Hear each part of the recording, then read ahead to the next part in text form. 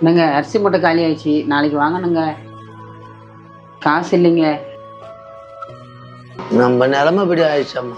ஏங்க நீங்கள் தொழில் செய்யும்போது உங்ககிட்ட வேலை கற்றுக்கணும் பையன், இப்போ அவன் தொழில் ஆரம்பித்து நல்லா தானே இருக்கான்.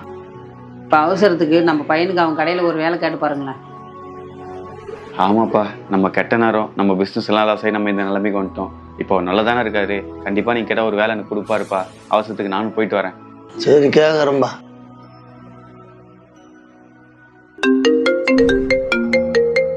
ஹலோ. ஐயா சொல்லுங்க ஐயா. ஐயா என்னய்யா இதெல்லாம் கேட்டுக்கிட்டு, நாளைக்கு பையனை கடைக்கு அனுப்பிச்சு விடுங்க, நான் பார்த்துக்கிறேன். நாளைக்கே வர சொல்லிட்டான்பா.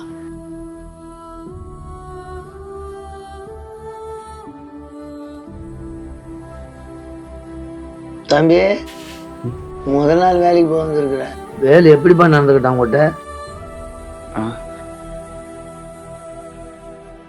தம்பி, இன்னைக்கு உனக்கு ஃபர்ஸ்ட் நாள். நீ ரொம்ப கஷ்டப்பட்டுலாம் வேலை செய்ய தேவையில்ல. வெளியே என் கார் நிக்குது, ஃபர்ஸ்ட் நீ அதை போய் தொட. காரை கழுவணுமா? ஆனால் சேர் ரெடி பண்ணுற வேலைன்னு தான் அப்பா சொல்லியிருந்தாரு. ஷேர் ரெடி பண்ற வேலை தான், ஆனா ஃபர்ஸ்ட் நீ இப்போ அதை பண்ணு. அதுக்கப்புறமா நீ ஆஃபீஸ் தொடச்சிட்டு மாப் போட்டுரு. அதுக்கப்புறம் உனக்கு வேலை சொல்றேன். ஓ, போ போ போ போ.